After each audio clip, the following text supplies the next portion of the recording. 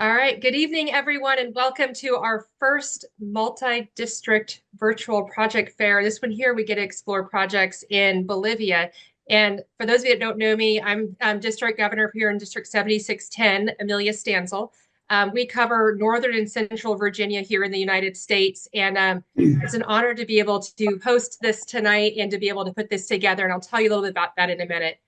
But I'd like to also say welcome to my fellow district governors and past district governors that are on the call or that are to watch later, fellow members, both here in my district and around the world that are popping in, as well as we have some non-Rotarians that are going to join us tonight as well. So I want to say welcome to all of you to this event. That's a joint between 7610, District 7610 here, and District 4690 in Bolivia.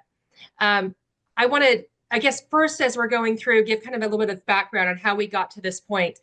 Several of you on the screen, I joined you. I joined you on going on a wheelchair delivery project in Bolivia, the end of October and beginning of December, or beginning of November, with my husband Troy, who was over my shoulder a minute ago.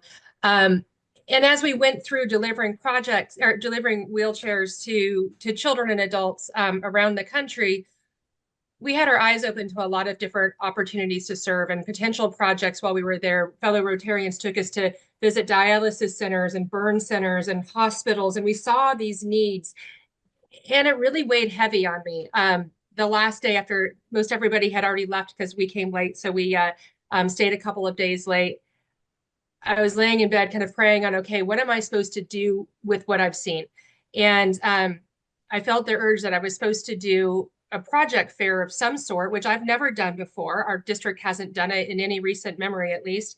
But I really felt I was supposed to do this. But in order to do it, I would have to meet the District Rotary Foundation chair from the partner district from 4690. Now, those of you that aren't from Bolivia may not realize the entire country is one district. So finding the Rotary District Foundation chair is like finding a needle in a haystack. There is one person I needed to meet in the entire country to pull this off. So 2 hours later, Fernando, who you'll meet in a few minutes, zipped into the hotel and picked up Troy and I to whisk us to the hotel or to the airport. And we're like, just drop us off at the curb. We've got this. It's not a problem. It's just another airport. It's like, no, I'll take you in. I'll take you in. So he takes us in and we're standing there checking in at the airport. And he's like, Amelia, I want you to meet Nicholas. He was a Rotaractor who's now a Rotarian. I said, okay, great. Meet this guy. Where are you going? I'm going to Evanston. Oh, okay. Going to the mothership, chatting a little bit about, he's on the technology committee for Rotary International. We chatted about that. We said, oh, okay, well, let's go grab some coffee while we wait for our flight because we're on the same flight. And we talked for about an hour and 20 minutes of our hour and 30 minutes to kill. And he goes, well, what did you learn when you were here? What did you see? And so I was sharing with him some of the needs that I saw. And he said, well, if there's ever anything I could do, I'm the District Rotary Foundation chair. Like literally I needed to meet one person in the entire country, and I'm having coffee with him complaining about Rotary's technology. But we're sitting there talking about this, like this is the person I needed to meet. So we said, all right, let's have a conversation. So I put together my thoughts as we flew back up here. And I sent him like, here's the idea of doing this project fair. What do you think? And that's how we got here tonight, was really seeing a need and being Rotarians, being people of action. This is what we do. We don't just go, that's a bummer, somebody else should do that.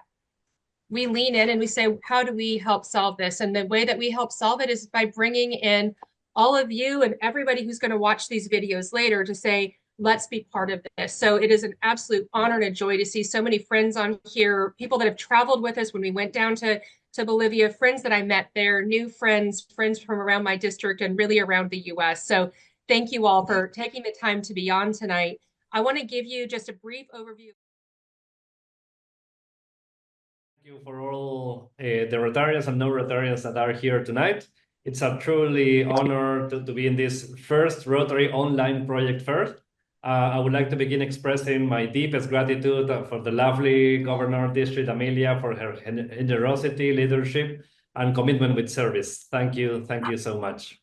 And thank you all of the presenters that today they are Rotarians that are really passionate about what they are doing, about gathering the information on their communities. They have a great understanding of what's going on in their communities.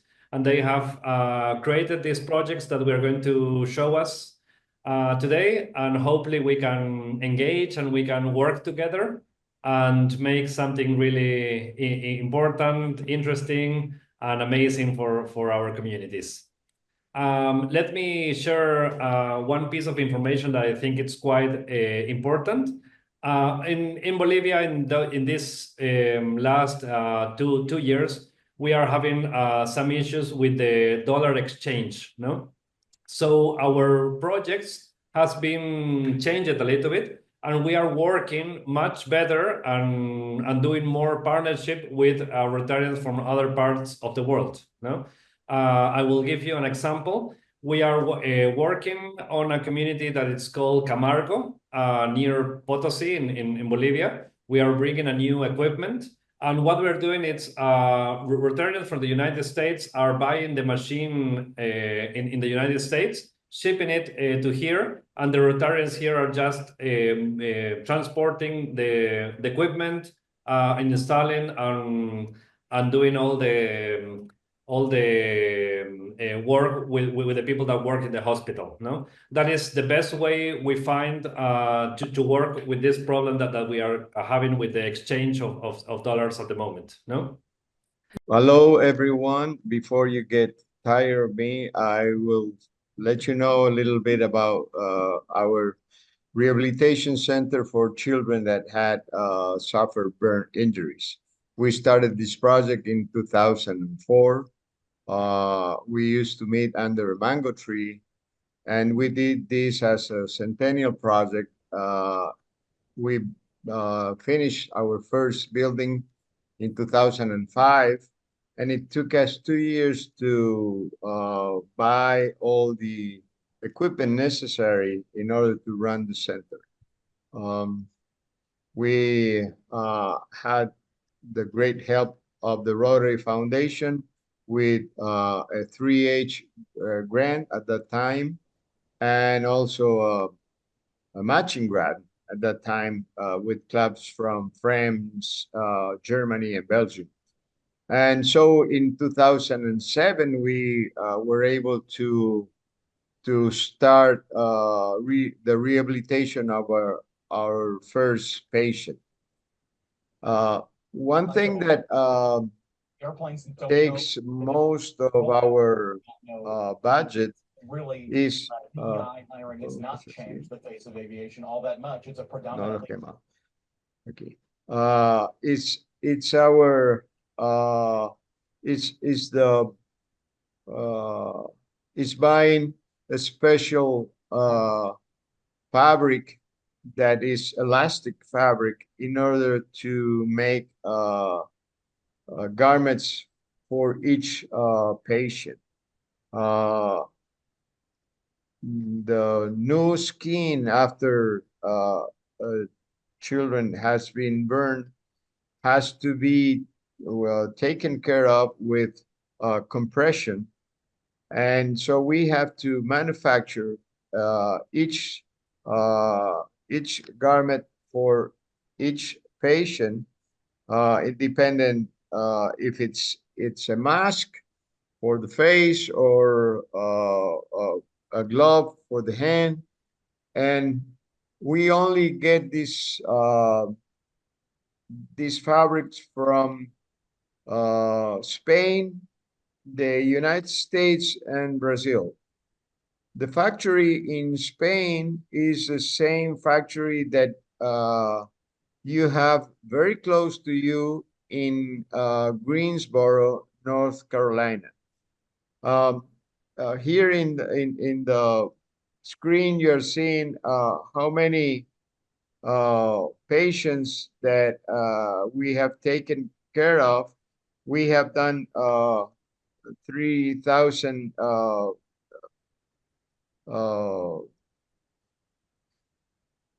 attentions. Next. This is a show of all the patients that we have taken care of. Well, it's too small for you to read, but it's 1,500 consults for special garments.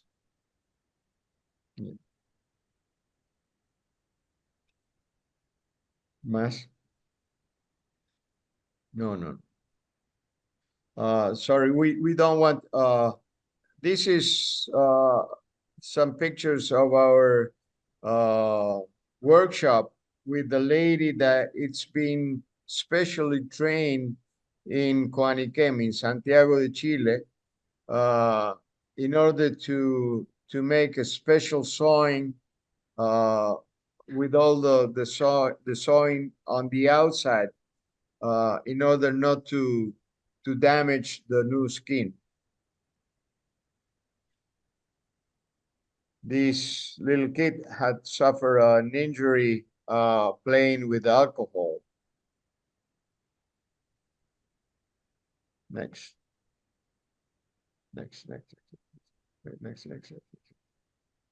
We this is the type of fabric that we use.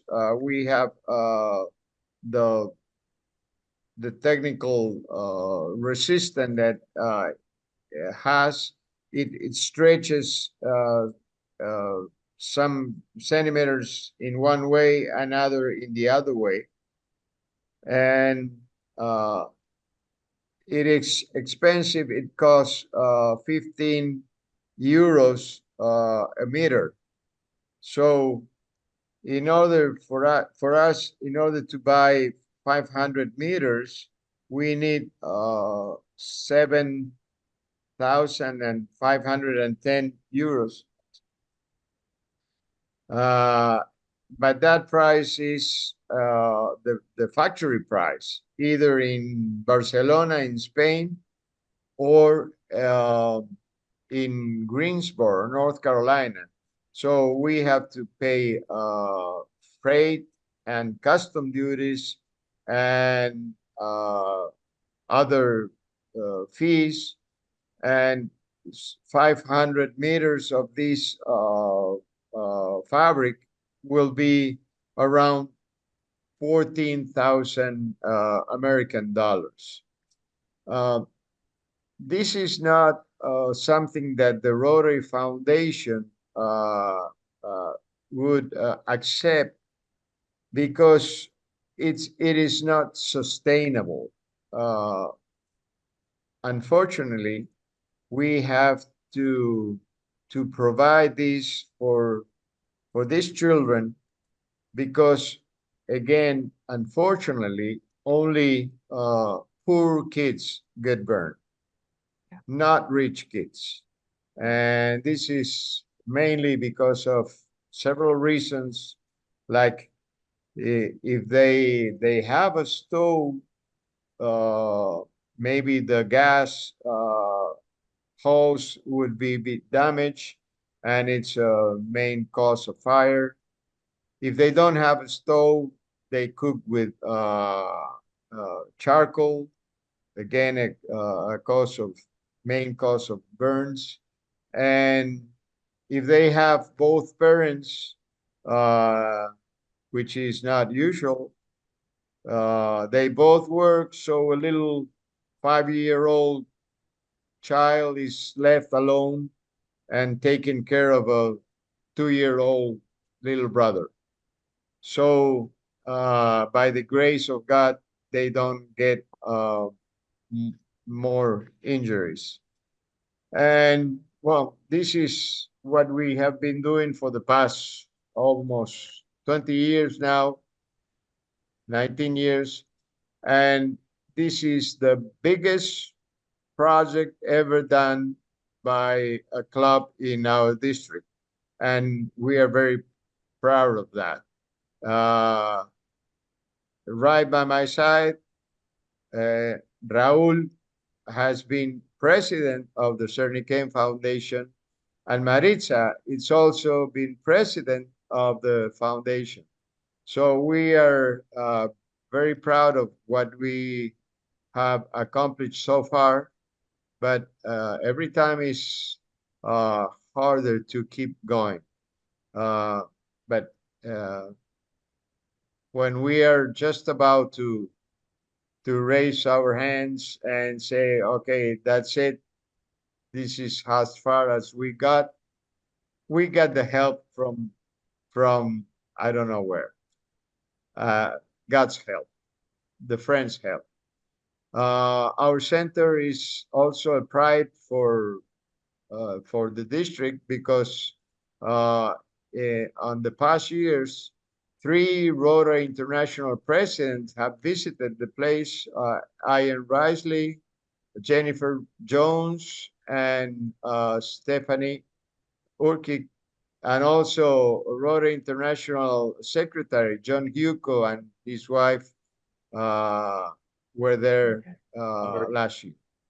So this is it. I hope you can find some extra money there and can help us in this project.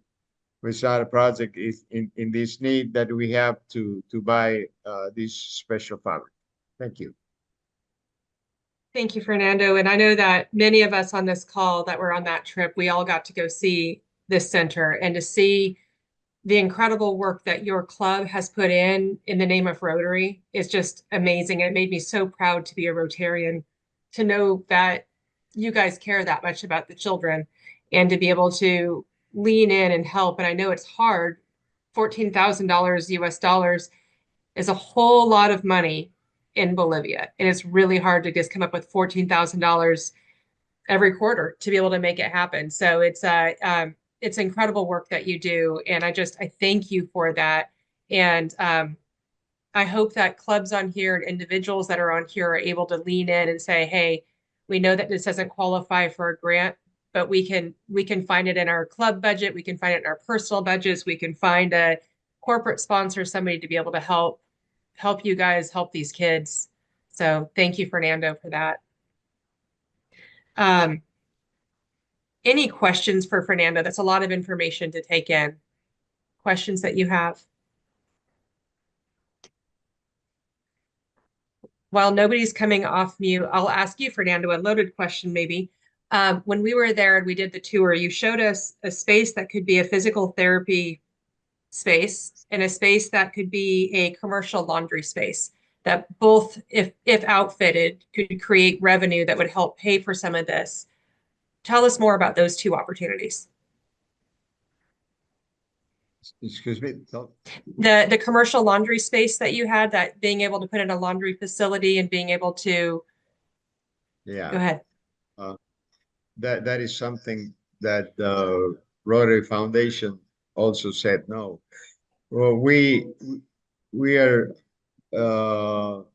trying to raise money from different ways, and we found out that there is a need that public hospitals here need somebody to provide washing service for hospital clothing. So we could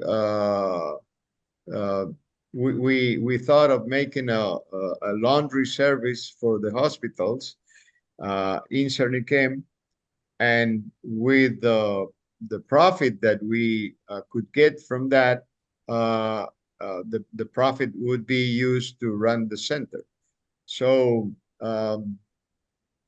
we have the place to do that, but we don't have the machines. We need the washing machines, and